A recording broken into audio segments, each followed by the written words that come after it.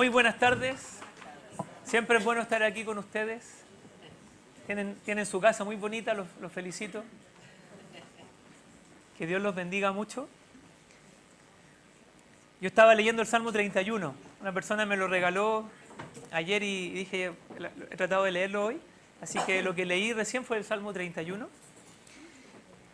Y quiero preguntarte si tú peleas batallas, porque aquí David siempre está hablando de sus batallas, ¿se han dado cuenta? Siempre está hablando de que hay batallas que él está liberando. ¿Tú peleas batallas? ¿Sí? ¿Y cuáles son esas batallas y dónde se libran? Bueno que tú te preguntes eso. ¿Sí? La batalla no es contra tu esposo, contra tu esposa, no es primer round, segundo round, no es eso. No es contra tu hijo, no es contra tu hija. Creo que uno debe entender que uno tiene batallas. Uno tiene 3 enemigos. ¿Sí? Pregúntale al que está a su lado. ¿Cuáles son tus batallas?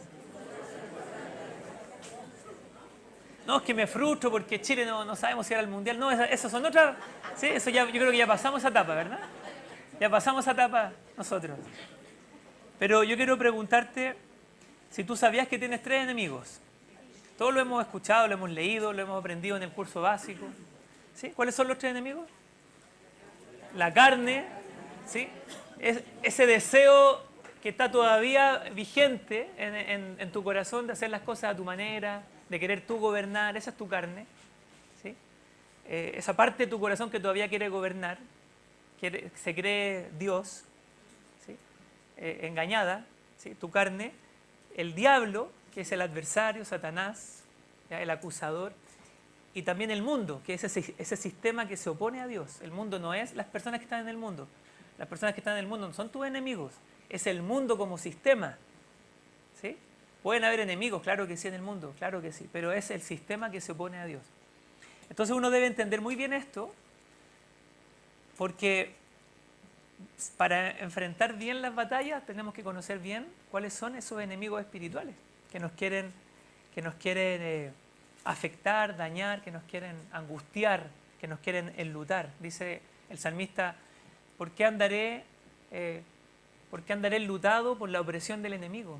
¿Sí? ¿Por qué? Si Dios nos llama a tomar victoria. Y el apóstol Pablo escribe una carta maravillosa, que es la carta a los Efesios, si usted me acompaña ahí, la carta a los Efesios. Es muy interesante esta carta porque todavía no hay claridad entre los estudiosos de la Biblia si esta es la misma carta de la que habla el apóstol Pablo a los colosenses, a los laodicenses. Otros dicen, no, esta carta fue escrita, claro, probablemente a la iglesia que está en Éfeso, pero es pensando en toda la región, no solamente en la ciudad de Éfeso, porque Éfeso es una ciudad muy grande, probablemente una de las ciudades más grandes de Asia, Asia entendido como Turquía, ¿verdad? El Asia Menor, y es una carta referente. Fíjese que aquí Pablo no habla de cosas puntuales como a los Gálatas, como a los Filipenses, como a los Colosenses, que nombra a ciertas personas. Él es una carta muy general, pensando que va a ser dirigida a muchas personas que la van a leer y la van a escuchar. Entonces, muy interesante esto. Y si usted ve cómo parte la carta, siempre o casi siempre Pablo en sus cartas tiene una parte que es más doctrinal, más como de enseñanza, y luego una parte bien práctica. ¿Ya? Y en la primera parte, ¿qué lee los primeros capítulos? Por ejemplo, en el capítulo 1, ¿cuáles son esos títulos? Que esos títulos se le agregaron después a la Biblia, pero que también nos ayudan a entender. ¿Sí? ¿Cuáles son los, qué dice, riquezas?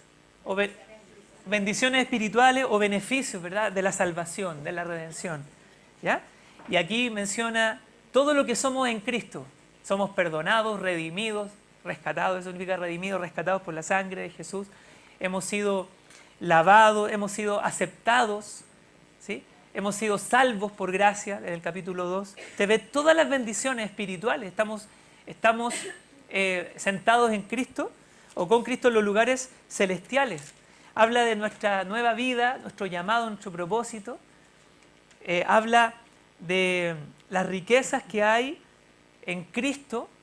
Pablo dice, yo oro a Dios para que el Señor a ustedes les abra el entendimiento y vean todas las riquezas que ustedes tienen en Cristo, la esperanza a la que Él les ha llamado, la supereminente grandeza de su poder para con ustedes. O sea, le dice al Señor, él, oro a Dios para que ustedes entiendan todo esto. ¿Ya? Y luego, en el capítulo 3 habla, si ustedes van al capítulo 3, nuevamente él ora, el capítulo 3, verso 14, por esta causa doblo mis rodillas ante el Padre nuestro Señor Jesucristo, de quien recibe o toma nombre toda familia, le ruego que les conceda a ustedes, conforme a la riqueza de su gloria, el ser fortalecidos con poder en el hombre interior por su espíritu. Está hablando de todas estas riquezas espirituales que tenemos. ¿Ya?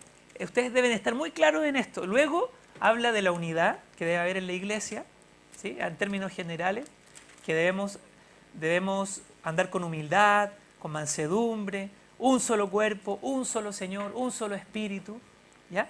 Y luego, en el capítulo 5, ya empieza a hablar de la parte práctica. Bueno, siempre es como todo muy práctico, porque está hablando de fundamentos, pero siempre muy aplicados y aplicables.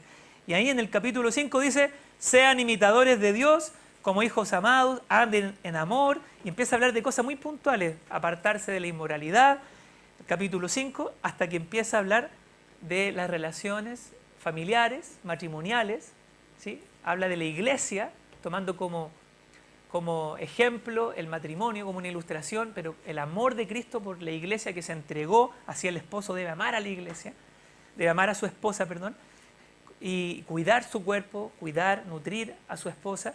La mujer debe estar sujeta, respetar a su esposo. Habla de las relaciones entre padres e hijos, ¿se dan cuenta? El capítulo 6. Relaciones entre amo y siervo, porque en ese tiempo existía la esclavitud. ¿Sí?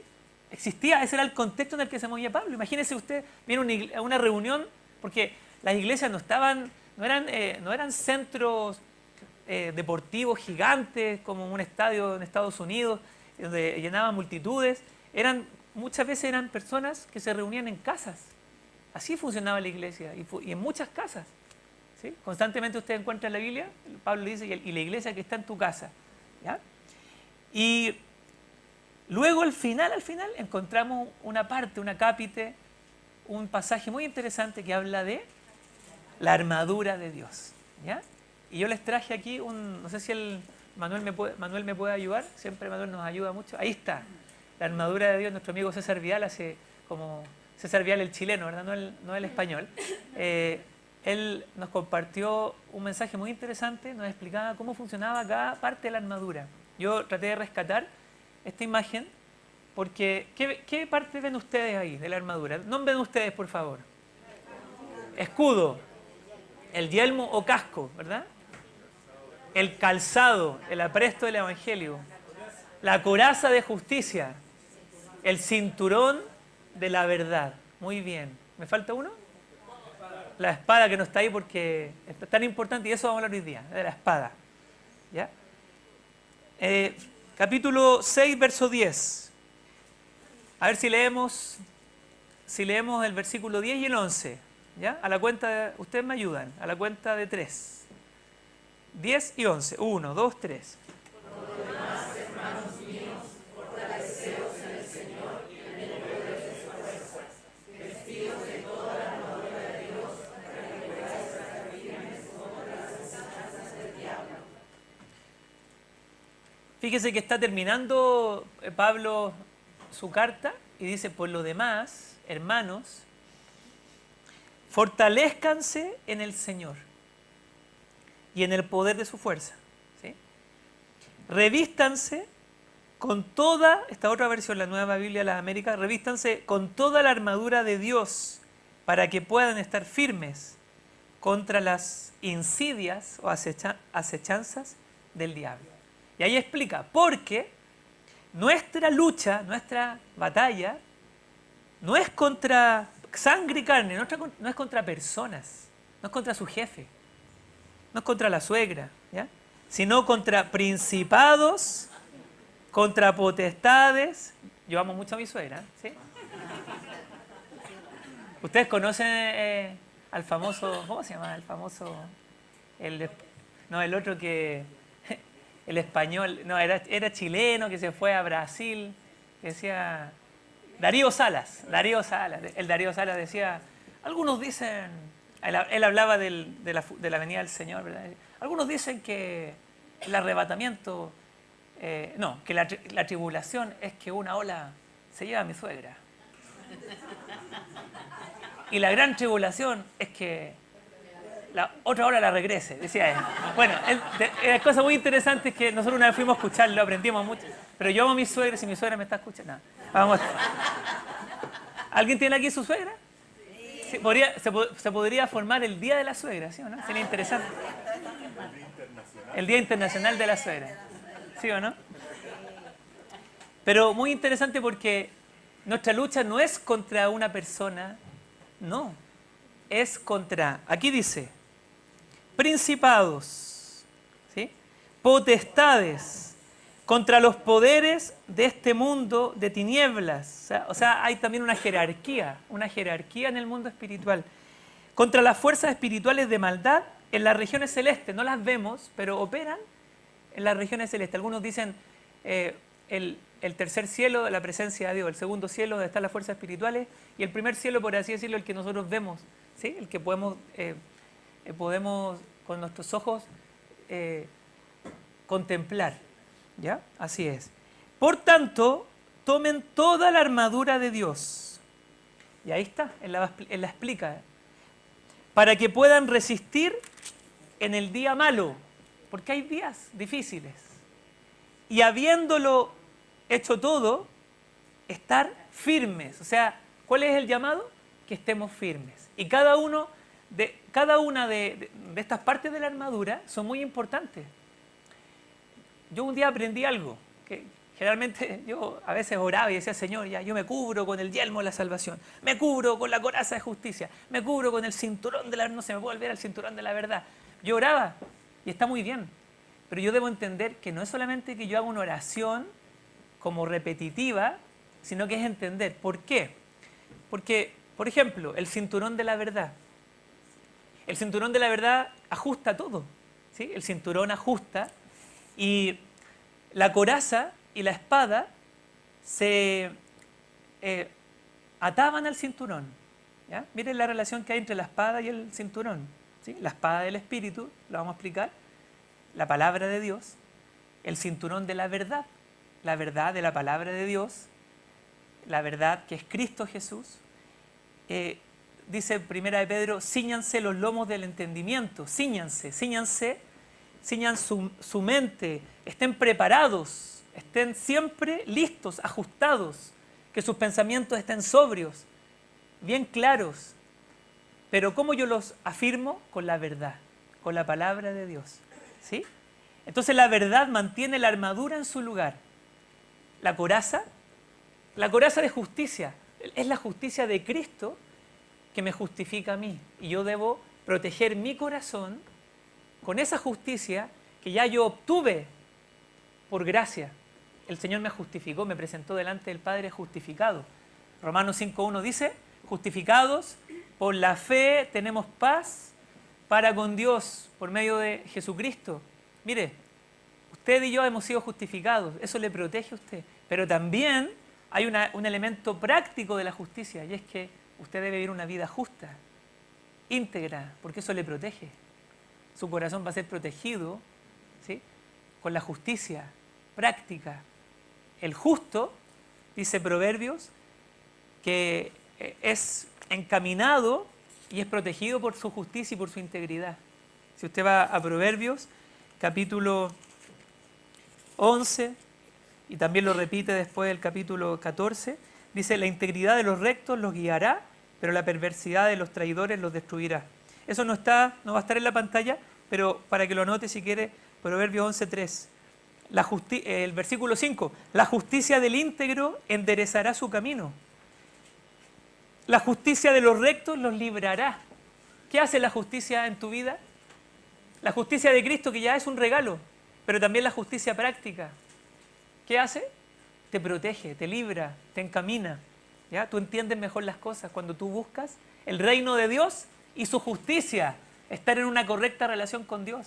Todas las demás cosas serán añadidas. ¿Ve cómo la palabra de Dios se va complementando? ¿Sí? Cómo no hay contradicción y cómo un versículo es apoyado por otro y lo que dice el Señor Jesús es respaldado por Pablo, por Pedro. por Juan. Entonces, la coraza de justicia. Luego menciona el yelmo de la salvación. No basta con que yo le diga al Señor, Señor, vísteme con el yelmo, sino que yo necesito cubrir mis pensamientos con la salvación. Porque, ¿cuál es el peor chiste del enemigo? Hacernos pensar que ya no somos salvos, que tenemos que incluso empezar a ganarnos la salvación. ¿Sí? El yelmo de la salvación ajusta nuestros pensamientos, los ordena. La paz de Dios, que se basa en la salvación, en la gracia. La paz de Dios que cubre nuestros pensamientos, dice Pablo a los Filipenses. ¿Ya? Entonces, ¿qué necesitamos? Comprender cada uno de los elementos. El apresto del Evangelio. Yo me paro y camino en la verdad del Evangelio, pero también tengo el apresto de ir a compartir el Evangelio. O sea, no basta con que yo diga, Señor, yo me visto con el apresto del Evangelio. Lo que yo tengo que hacer es compartir el Evangelio. ¿Se dan cuenta? Eso también es protección para mí. ¿Ya? Y porque es el anhelo de Dios. Que otros escuchen y que muchos sean discípulos del Señor. No solamente que escuchen, que también sean discípulos de Él. Y ahí está nuestro acompañamiento diario, semanal. Entonces, dijimos, coraza de justicia. ¿Cuál más? Si usted va a su Biblia, Efesios 6. El yelmo de la salvación. Pero en el orden. ¿Cómo sería en el orden? Primero, dice primero, ustedes deben afirmarse, estén pues firmes, ceñida su cintura con la verdad, revestidos con la coraza de justicia y calzados los pies. Y en esta versión dice, es bueno a veces leer otras versiones para entenderlo mejor, calzados los pies con la preparación para anunciar el Evangelio de la paz, el apresto. O sea, yo me preparo para anunciar el Evangelio. Y después dice, ahí cambia el verbo, fíjense, sobre todo tomen el escudo de la fe, porque los soldados romanos no andaban todo el tiempo con el escudo. ¿Sí? Imagínense, van caminando por la calle con el escudo ahí todo el tiempo. Lo tomaban generalmente cuando iban a defenderse y cuando también atacaban, porque era no solamente un arma de defensa, también de ataque, y había todo un sistema de unidad, porque eran expertos en la guerra. ¿Sí? Una de las cosas que más caracteriza al Imperio Romano, su ejército, ¿sí? Y cómo trabajaban, cómo se ejercitaban, de ahí viene el concepto de ejército, de ejercicio, cómo ellos trabajaban y cómo ellos conquistaban. O sea, había un trabajo que no era improvisado. Ellos estaban muy unidos para usar sus armas. ¿De qué nos habla eso? De que la iglesia necesita estar muy unida para enfrentar el mundo espiritual de maldad. ¿Sí? Para enfrentar el mundo espiritual. Y algo muy interesante que yo leía cuando lo que compartía César hace muchos años, decía que nosotros hemos creído una mentira, y es que el mundo es victorioso y el sistema del mundo es tan terrible y en el fondo nosotros como iglesia estamos apabullados. Eso es una mentira porque la iglesia es victoriosa. El Señor dijo claramente que las puertas del Hades no prevalecerán contra su iglesia y que Él edifica su iglesia. Y que Él trabaja por su iglesia. Él hasta el día de hoy está trabajando, intercediendo por su iglesia. ¿Ya? Y llegamos a este concepto de tomar el escudo, con el que van a apagar todos los dardos encendidos del maligno. Tomen también el casco de la salvación. Fíjese, tómenlo, porque los soldados romanos no andaban todo el tiempo con el casco. Tenían que tomarlo en ciertos momentos.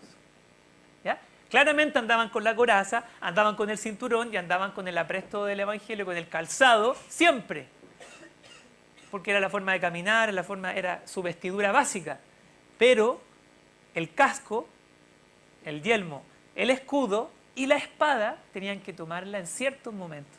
Ahí dice, tomen también el casco de la salvación y la espada del Espíritu, que estaba guardada, pero ahora hay que tomarla, ¿sí? Que es la palabra de Dios. Y después dice, el versículo 18, con toda oración y súplica, orando en todo tiempo, con toda oración y súplica en el Espíritu, y así velen con toda perseverancia, o velando en ello con toda perseverancia y súplica por todos los santos. Y aquí nos vamos a detener. ¿Por qué la espada? Es la pieza única es una pieza única de la armadura de Dios al pelear contra Satanás, pues tanto ataca al enemigo como lo repele. ¿Qué hizo el Señor? El Señor Jesús cuando fue atacado, tentado en el desierto. ¿Cómo le respondió Jesús? Escrito está. Mire que es muy interesante eso. ¿Qué había sucedido un poquito antes en Mateo capítulo 3? Mateo capítulo 4, la tentación en el desierto. ¿Qué había sucedido en el capítulo 3? El bautismo. ¿Qué había pasado? Se habían abierto los cielos, ¿sí? Se había escuchado una voz del Padre, claramente, este es mi Hijo amado, en el cual tengo complacencia. Descendió el Espíritu Santo en forma corporal, como paloma, se posó sobre él.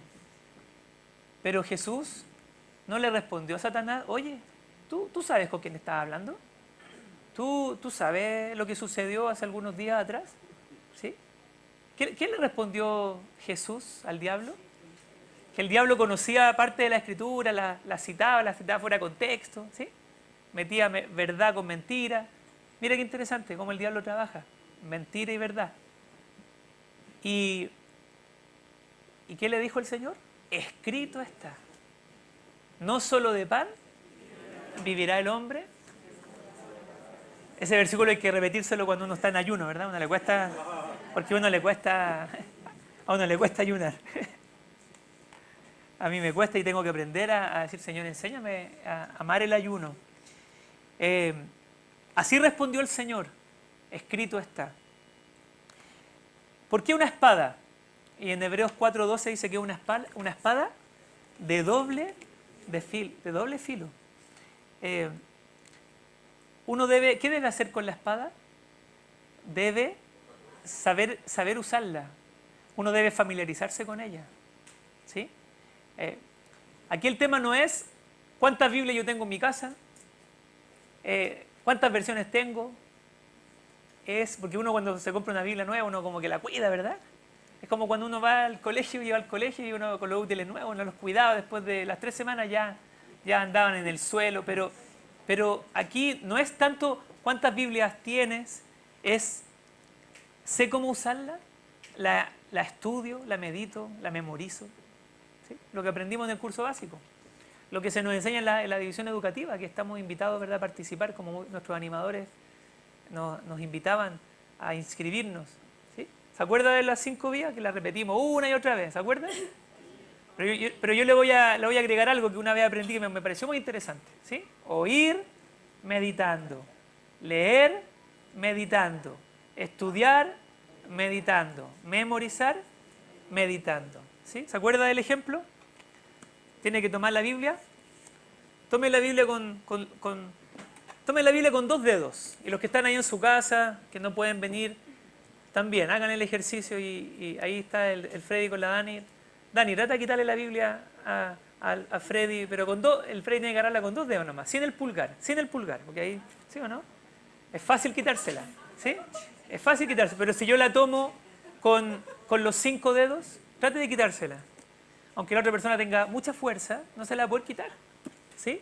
Porque usted la tiene afirmada con los 5 dedos. Fíjese, quiero decirle algo. A veces nosotros buscamos en la Biblia muchas promesas, y no está mal. Pero no debemos buscar promesas en forma antojadiza, para que en algo específico que yo quiero, que yo tengo un deseo, Dios me hable. Porque Dios es soberano y Dios en su tiempo me va a dar, si Él quiere, lo que yo anhelo. Claro que sí. Pero lo que yo tengo que hacer con la Biblia es ir con un corazón abierto para que Dios me hable. No con una idea preconcebida de que yo quiero que Dios me diga tal cosa. Y entonces yo todo lo que voy a leer, yo voy a tratar de buscarle la interpretación. No, porque yo debo ir con un corazón abierto. Dios me va a hablar en su palabra cuando yo lo busco con un corazón tierno, como Josías, como el rey David, que dice que se sentaba a meditar. Hay un pasaje muy interesante en Samuel que dice que él se sentaba. Eso implica que él tenía tiempos para sentarse con Dios, para meditar. Y es algo que nos cuesta mucho. ¿Se han dado cuenta de eso? ¿Por qué nos cuesta tanto leer la Biblia?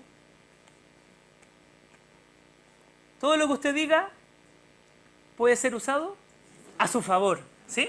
¿Por qué? ¿Por qué a su favor? Porque si usted dice, no, lo que pasa es que yo la leo en la noche y en la noche estoy muy cansado y me quedo dormido. Entonces puede ser usado a su favor, porque entonces usted, ¿qué tiene que hacer?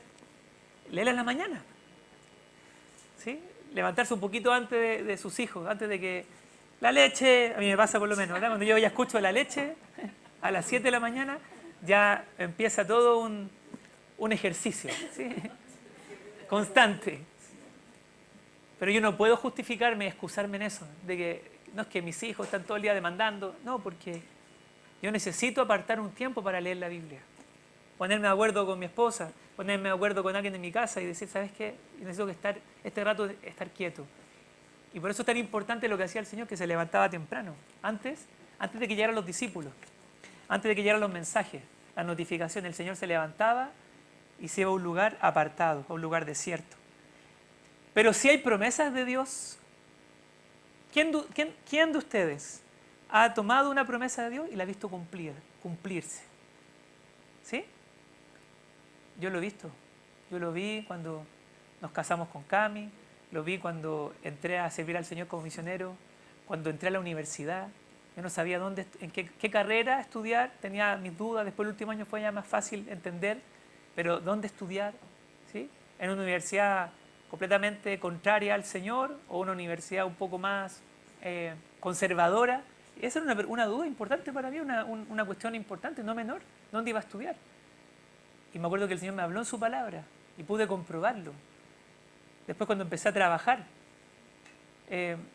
también vi cómo Dios me abrió caminos, siendo que se me había cerrado una puerta en medio de una situación económica bien difícil de mis padres, que ellos habían cerrado su fábrica. Y era como extraño ver a mi papá en la casa, ¿sí?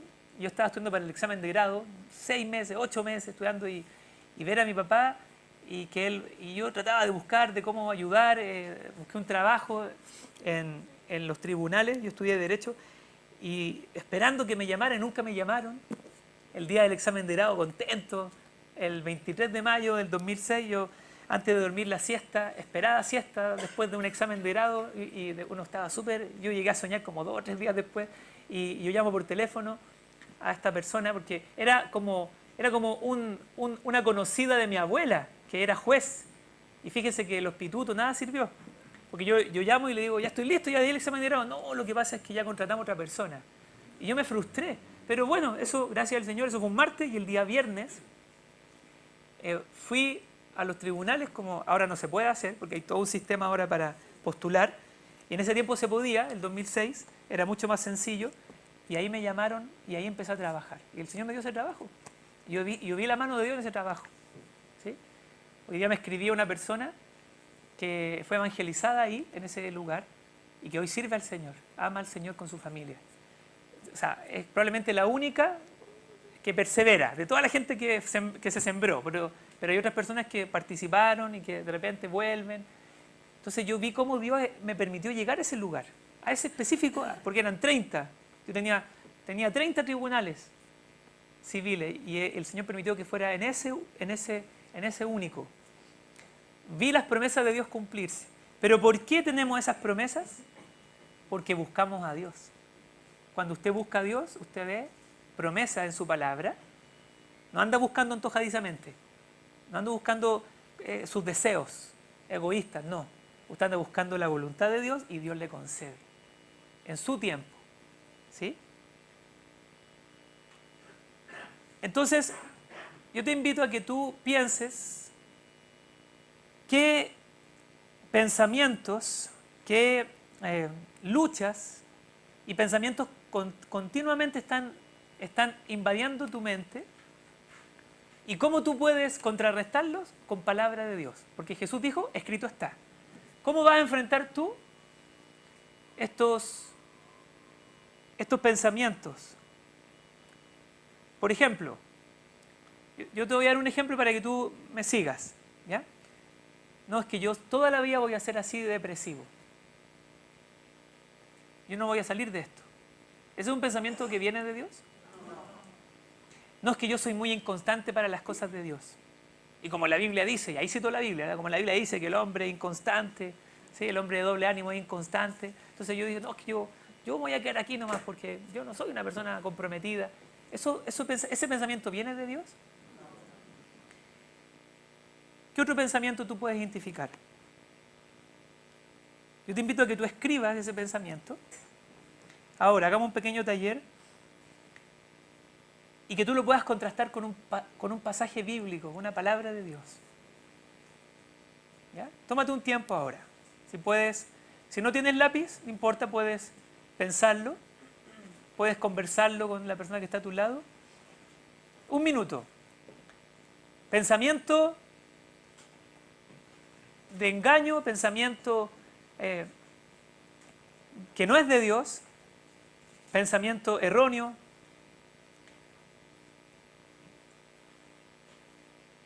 Y palabra de Dios que lo contrasta, que lo vence, que lo enfrenta, que lo confronta.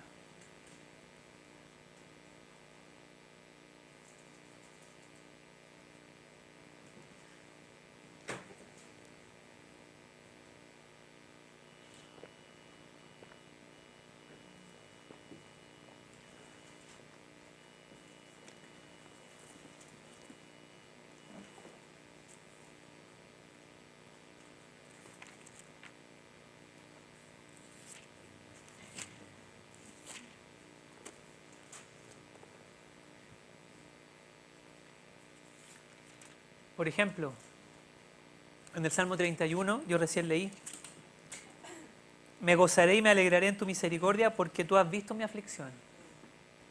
Has conocido las angustias de mi alma. Eso puede tomarlo usted.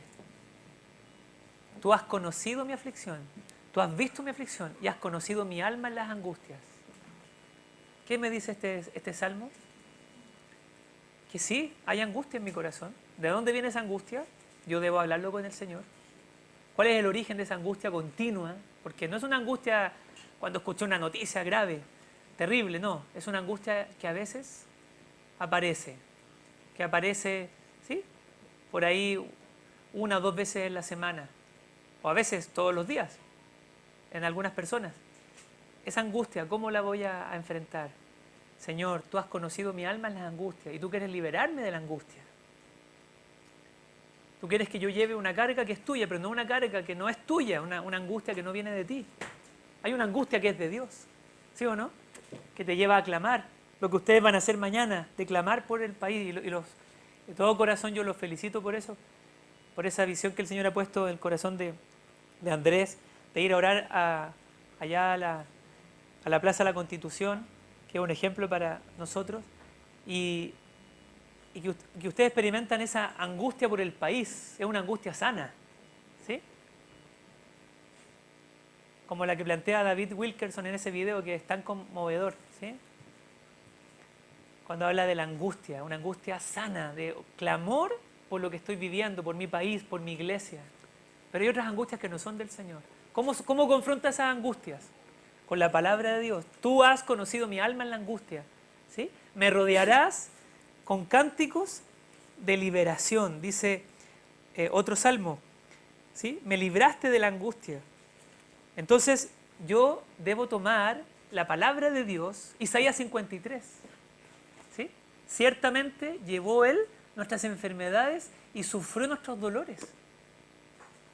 El castigo de nuestra paz fue sobre Él, ¿sí? Por su llaga nosotros somos sanados, somos curados, ¿sí? Él llevó mis dolencias. Salmo 103. ¿Qué dice? Bendice alma mía al Señor, bendiga mi ser su santo nombre, porque Él es el que perdona tus iniquidades. Él está hablando a su alma, miren lo interesante, Él está hablando a su alma. Alma mía, tus iniquidades, tus pecados, Dios los perdona. Él rescata del hoyo tu vida. Él es el que sana todas tus dolencias. El alma tiene dolencias, ¿sí? Yo necesito vivir ese proceso de sanidad interior con el Señor. Necesito sentarme a conversar con Dios. Y eso me lo enseña la palabra de Dios, cuando yo me familiarizo con la palabra de Dios. ¿Ya? ¿Qué más vemos en la espada del Espíritu? Que es un arma ofensiva contra Satanás.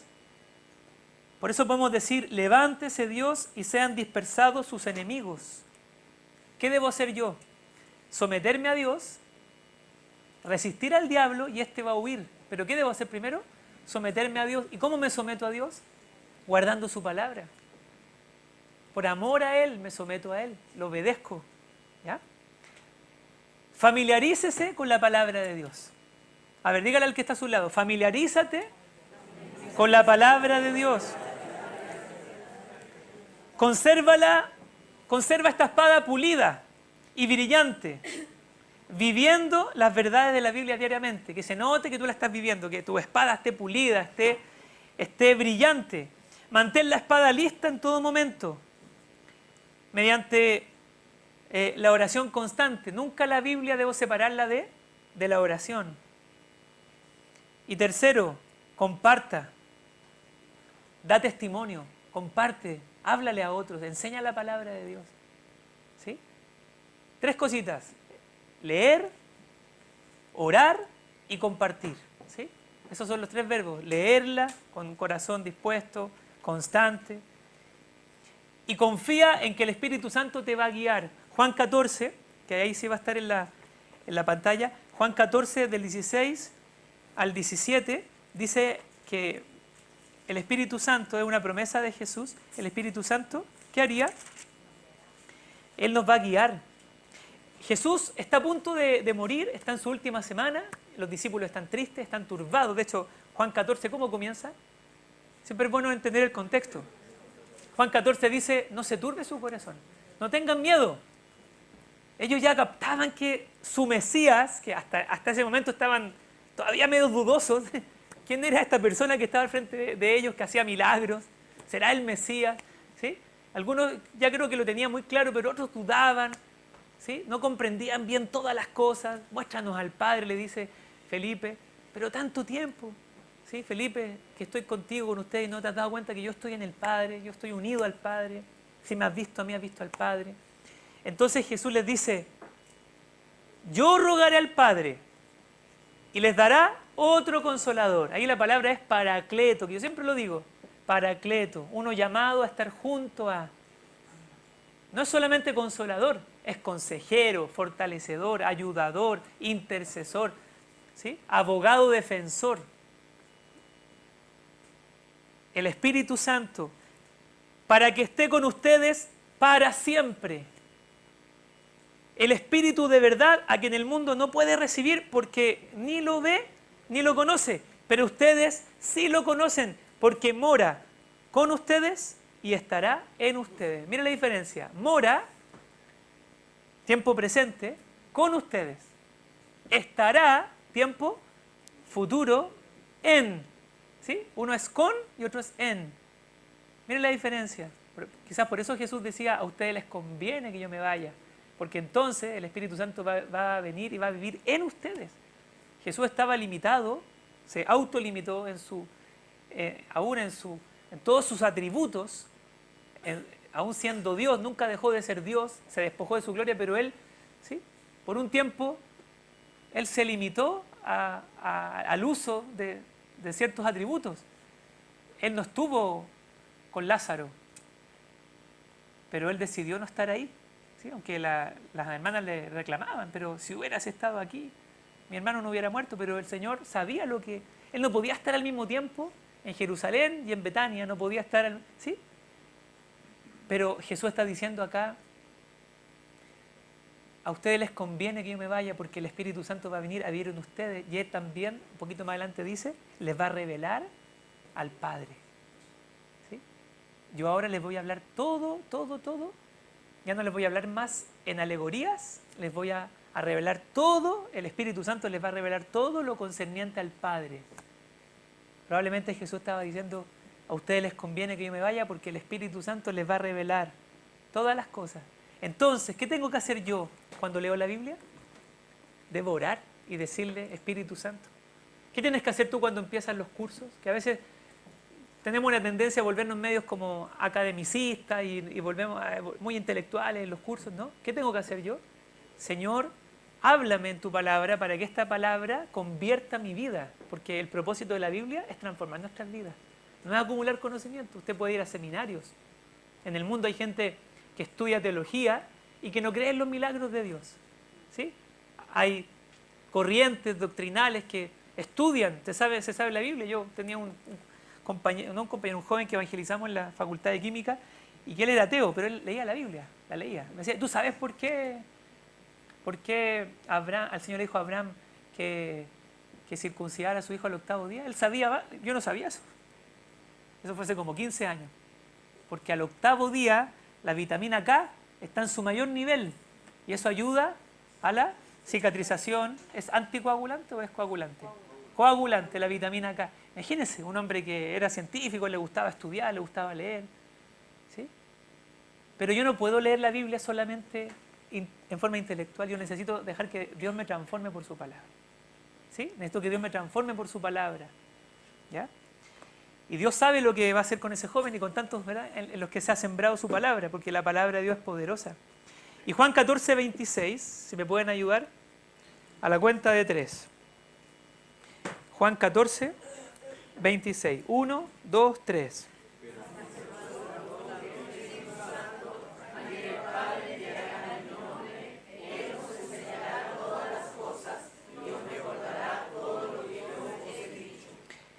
Esto se cumplió para que los discípulos también escribieran el Nuevo Testamento, para que Pedro, Juan, Mateo escribieran, ¿sí?, escribieran palabra de Dios, pero también se cumple en nuestras vidas. Hay muchas promesas de Dios que tienen doble cumplimiento, triple cumplimiento, ¿sí?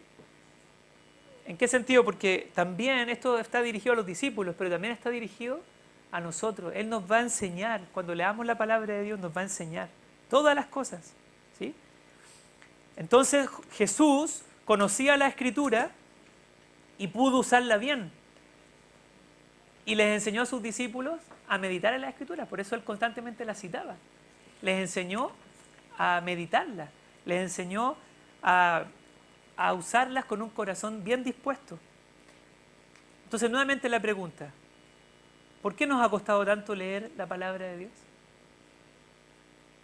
Que al finalizar este encuentro podamos decir, Señor, yo debo tomar una decisión, necesito leer más tu palabra y meditarla.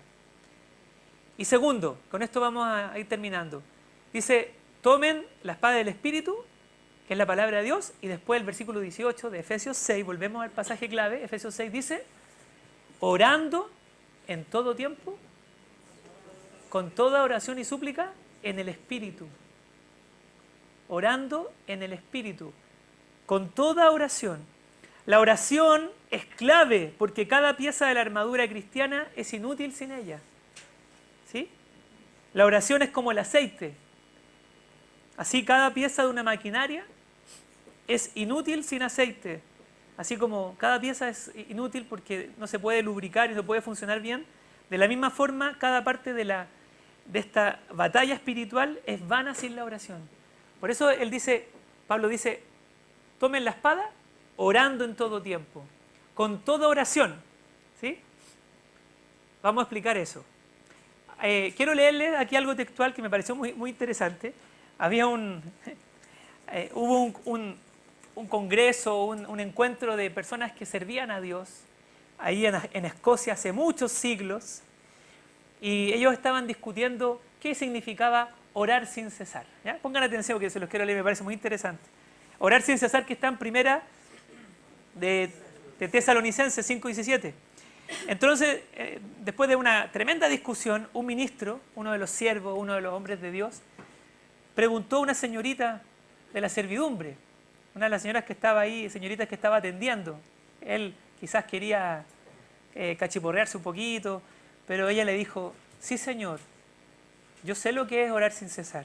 Cuando me levanté de la cama esta mañana, oré porque el sol de justicia levantara sus alas con sanidad sobre mí en este día. Cuando me vestí, oré por ser ataviada con la justicia de Cristo. Mientras sacudía los muebles de esta habitación, antes de que ustedes llegaran, oré porque el Señor limpiara mi corazón por medio de la sangre de Jesús. Cuando preparé sus refrigerios, pedí que Jesucristo fuera mi alimento y mi bebida. Señor, oro por mi camino cada día, pues la oración es mi aliento, mi vida. ¿Qué creen ustedes que dijo cómo le quedó el ojo al ministro? Él pensaba que le iba a dar una cátedra a esta señorita, quizás estaba ensayando todo su discurso, y él es tremendamente confrontado con esta respuesta. ¿Sí? Hay oraciones establecidas y hay oraciones espontáneas. La pregunta es, ¿tú tienes un horario para orar? Aquí muchos participan en los guerreros, llegan antes o por Zoom se conectan a orar, van una vez al mes a orar a un lugar específico. Todo eso es muy importante porque nos ayuda, pero además, ¿yo tengo un tiempo personal para orar? Los matrimonios, siempre se aconseja orar juntos. Quizás es bueno en la mañana, por ejemplo, ya, cada uno ora su tiempo íntimo y después hacen una oración juntos antes de despedirse, a salir hacia sus trabajos, o vamos en el auto, vamos orando, ¿sí? Con los ojos abiertos, ¿sí? Porque no diga como el cómics que decía que estaba ahí, que un hombre quedó así súper averiado, quedó súper dañado después de un accidente de tráfico, y entonces le preguntaron, esto es típico de estos cómics cristianos, ¿verdad? ¿Y qué le pasó? No, lo que pasa es que yo iba manejando y escuché a Marcos Witt que dijo, cierre sus ojos y levante sus manos, ¿verdad? No lo haga usted, ¿verdad? Aunque yo sí lo hago a veces, cierro los ojos en los semáforos y mi esposa me dice, no, tiene que repetir lo bueno. Nuestras oraciones están llenas de oración. ¿Cómo eso? Porque dice, orando en todo tiempo, con toda oración. ¿Qué significa eso? Porque hay una actitud de oración, ¿sí? Bunyan, el de El progreso del peregrino, dijo, es mejor cuando oren que su corazón se quede sin palabras y no que haya palabras sin corazón. Usted debe orar con un corazón de oración, ¿sí? Una actitud de oración, ¿sí? Con actitud de oración. Ore con todo su corazón, ore confiando al Señor su camino, aplicando Proverbios 3, encomienda al Señor tu camino, confía en el Señor y no de todo tu corazón, fíate del Señor de todo tu corazón y no te apoyes en tu propia prudencia. Y después dice, orando en el Espíritu. ¿Qué dice Romanos 8:26? ¿Qué hemos de pedir como conviene? Búsquelo en su Biblia. No lo sabemos, pero el Espíritu mismo nos ayuda en nuestra debilidad. El Espíritu mismo intercede por nosotros con gemidos indecibles. ¿Sí? Ahí está. El Espíritu mismo intercede por nosotros con gemidos indecibles. El Espíritu Santo nos ayuda a orar. Y quiero terminar este tiempo con una pequeña ilustración. Necesito aquí a 2 voluntarios. ¿Quién me puede ayudar? 2 voluntarios que me ayuden. José Ignacio, ¿no? ¿Dice no? Aquí préstame un poquito. Miren, vamos a imaginar que este es un timón, yo lo más parecido a un timón de un barco que encontré en mi casa, ¿ya? Obviamente, ¿ya? Pero sí con harta imaginación, ¿sí? Y este joven, ¿cómo se llama usted? Mario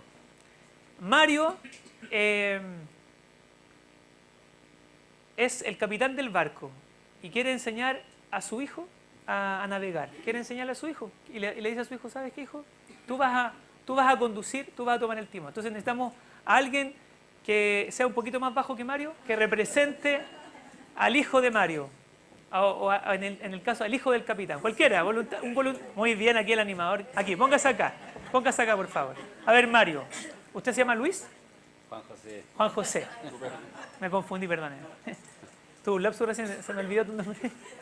Entonces, fíjese, ¿cómo le enseñaría Mario a Juan José? Si Juan José es su hijo, ¿cómo le enseñaría a manejar, a conducir el barco? Usted es el capitán, ¿sí? Y Juan José, en el ejemplo, tiene 8 años. ¿Cómo le enseñaría? Si ustedes son los tripulantes, si ustedes están en el barco, ¿usted le daría confianza que el capitán le entregara a su hijo el timón? No, ¿verdad? ¿Cómo lo haría? Le diría que el timón tiene 2 direcciones, ¿ya? Izquierda y derecha, estribo y babor. Si quiere ir a la izquierda, pero tiene 8 años. Claro, lo hago poco. Le diría que si quieres girar a la izquierda, para llevar el timón, si quieres girar a la derecha, hacia adelante. Siempre tienes que mirar hacia adelante. ¿Y cómo lo harías de una forma muy práctica? ¿Cómo lo harías tú?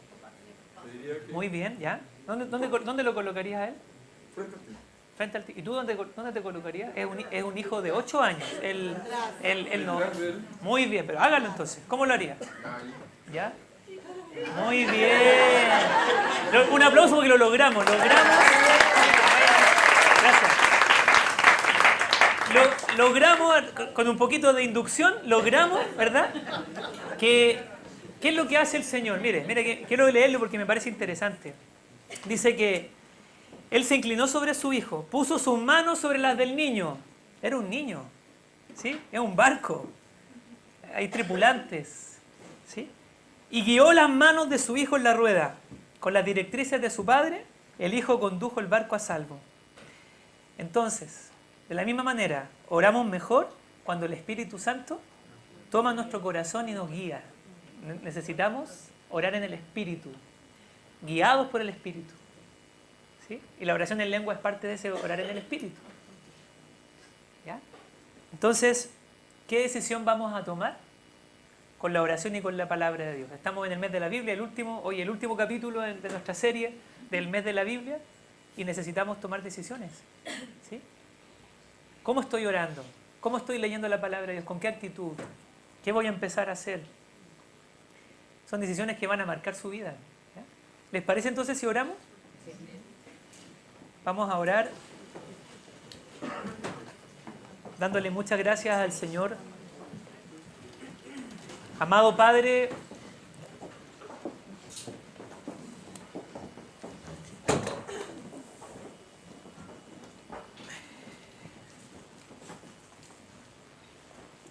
gracias, Señor. Amado Señor, muchas gracias. Muchas gracias por tu presencia en este lugar. Gracias de todo corazón, Señor. Gracias por hablarnos. Gracias por dejarnos tu palabra escrita. Tu palabra escrita que es maravillosa. Tu palabra que nos da luz. Señor, gracias. Gracias porque tú nos conoces y nos examinas por tu palabra. Tu palabra es ese espejo. Tu palabra es lámpara. Tu palabra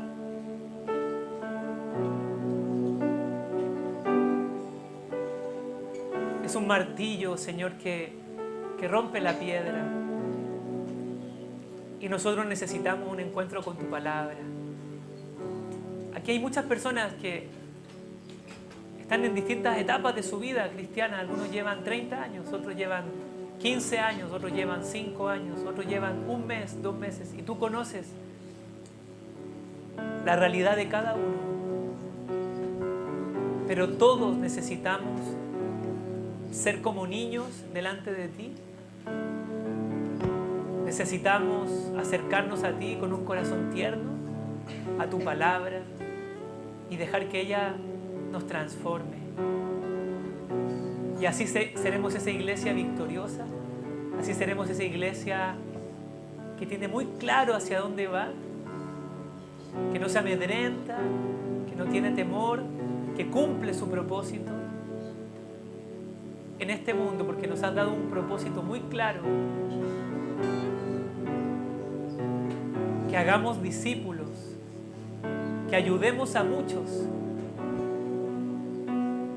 que acompañemos a muchos luego de hablarles el Evangelio hasta que lleguen a la madurez en Cristo.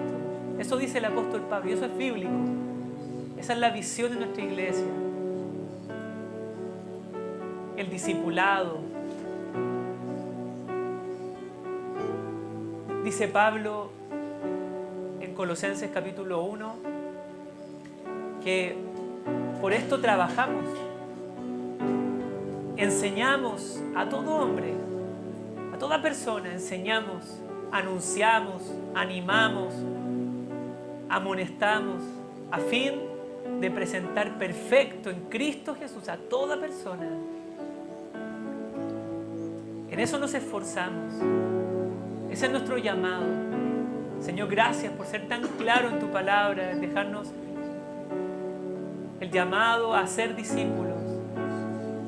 Primero nosotros ser discípulos y luego ayudar a otros a que sean tus discípulos. Y esto, dice Pablo, no en mi potencia, sino en la potencia de Dios. Porque es una tarea demasiado grande, no es una tarea humana, es una tarea de Dios que Él nos encomienda a nosotros. Él nos invita a ser colaboradores. Señor, gracias. Ayúdanos a edificar nuestra vida y la vida de muchos sobre este fundamento que es Cristo Jesús.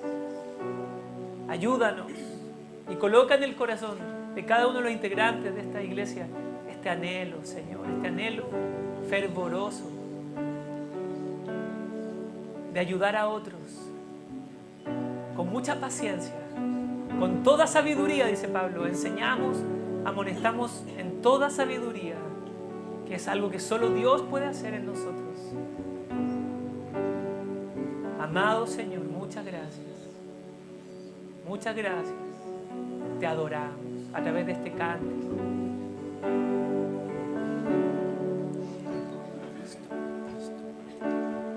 Aunque pase el tiempo, sé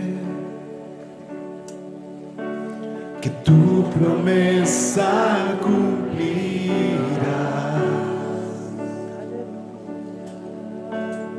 Nada en ti se perderá. Esa es mi seguridad.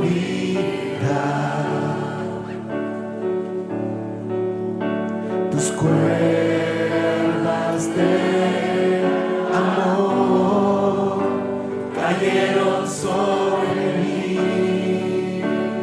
Oh, oh, oh.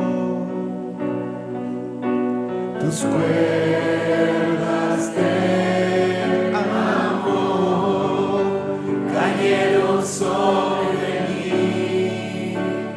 Oh, es tu amor que me sostiene, el que me levanta, el que me da paz, me da seguridad. Es tu amor que me sostiene, el que me levanta, el que me da paz, me da seguridad de lo que vendrá. Tú tienes el control, nunca pierdes el control.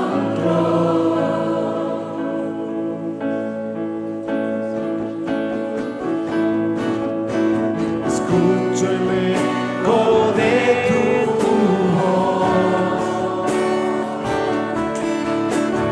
resonando en mi interior.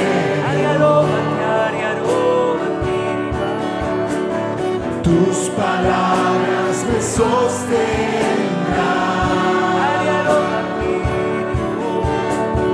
Esa es mi seguridad.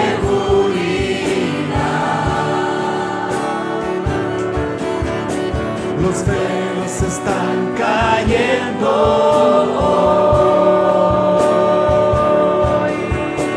Yo puedo ver con claridad. Puedo ver con claridad. Mi fe se está encendiendo. Mi fe se está encendiendo. Yo hoy me vuelvo a levantar. Es tu amor que me sostiene,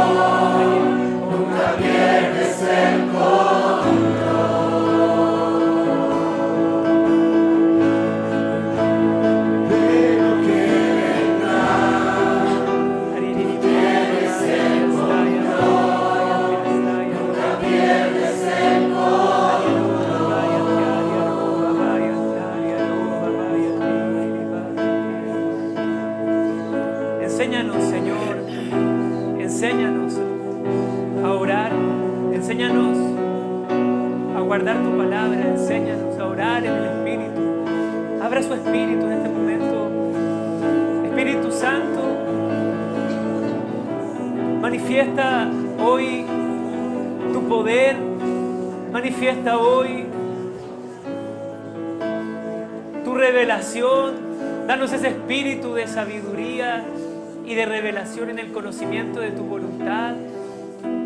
Abre nuestros oídos, destápalos para oírte, para orar. Porque ¿qué hemos de pedir como conviene? No lo sabemos, pero el Espíritu Santo, Él nos ayuda en nuestra debilidad, Señor, y cuando somos débiles, entonces somos fortalecidos por tu Espíritu, en nuestro Espíritu. Espíritu Santo, avívanos. Espíritu Santo, enséñanos a orar. Espíritu Santo, Ariaroba tiri bogatia. Ariaroba tiri bagiaro. Ariaroba tia. Quita de nosotros, Señor, el estupor, la modorra. Quita de nosotros el letargo espiritual. Líbranos, Señor, líbranos del adormecimiento. En el nombre de Jesús. Líbranos, Señor, de la tibieza, como escuchábamos hace algunos días. Líbranos, Señor, por favor, en el nombre de Jesús. Y despiértanos. Despiértanos a una vida constante de oración, a disfrutar nuestros tiempos contigo, a disfrutar el estar quietos delante de ti y conocer que tú eres Dios, Señor del cielo, que también creamos que estamos llamados a esto, que esto no es solamente para algunos, somos real sacerdocio, somos nación santa, somos linaje escogido por Dios, pueblo adquirido. Señor, enséñanos a presentarnos delante de ti. Enséñanos, derriba los argumentos que no son tuyos. Derriba, Señor, toda oposición espiritual en nuestra mente y corazón. Derriba, derriba. En este momento, Señor, derriba todo pensamiento que se ha levantado en contra de tu verdad, en contra de tus planes. Todo pensamiento de angustia que no es tuyo. Todo pensamiento de temor que ha paralizado nuestra vida, nuestras rodillas y nuestras manos. En el nombre de Jesús, que levantemos nuestras manos. Que nuestras rodillas endebles sean afirmadas. Para que lo cojo no se salga del camino, sino que sea sanado. Oh Señor, envía tu palabra y seremos sanados. Tú nos has dado tu espíritu y tu palabra para liberarnos. Si usted experimenta esas luchas continuas y a veces no sabe cómo batallar, yo le invito a que se ponga de pie un momento y le diga: Señor, vísteme con tu armadura. Ahora que he aprendido un poco más de tu armadura, vísteme con tu armadura, Señor. Enséñame a echar mano de la vida eterna, a tomarla. Señor, enséñame a vivir en victoria. Enséñame a no dejarme intimidar por el enemigo en las mañanas, en las noches. Líbrame, Dios, de todo espíritu de melancolía, de todo espíritu de angustia y de temor al futuro. En el nombre de Jesús, enséñame a ir sobre mis rodillas y buscarte, a no evadir, Señor, a no aislarme cuando estoy mal. Enséñame a ir a mi habitación, a ir a ese lugar secreto y ahí buscarte. Enséñame a pedir ayuda cuando debo pedir ayuda. Enséñame, Señor, a ser sincero, sincera en mi familia también, a decirle a mi esposa, a mi esposo, ¿sabes qué? No he estado bien, ora por mí. Padre, por favor, ayúdanos, fortalece la familia. Yo te pido, Señor, que tú fortalezcas las familias en esta iglesia, la relación matrimonial, la relación de padres con hijos. Señor, te pido que en cada familia veamos tiempos hermosos de adoración, tiempos hermosos en los que tú te manifiestas, tiempos de oración, donde te buscamos juntos como familia, donde resolvemos los conflictos en oración, donde también reprendemos las obras de las tinieblas en oración, Señor, porque es verdad que en nuestras familias ha querido filtrarse el enemigo, ha querido dividir, ha querido destruir, ha querido angustiar, mentir.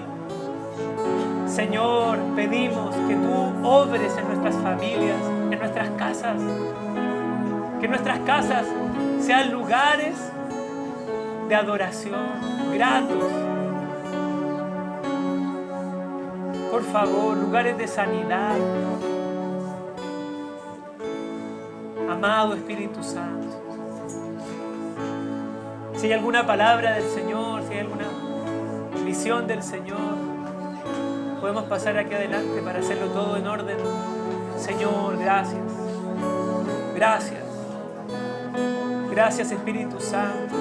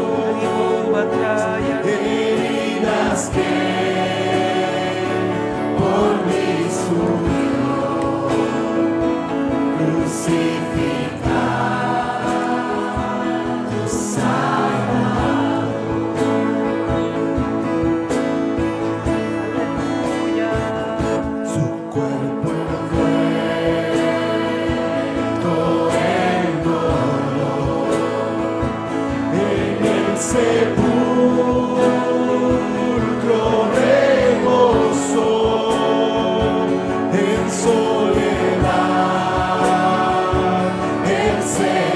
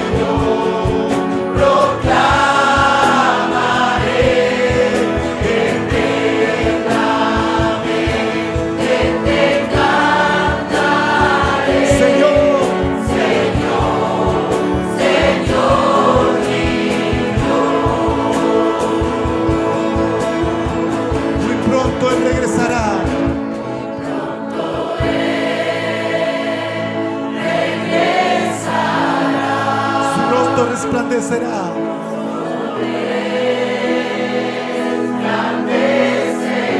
En su presencia estaré.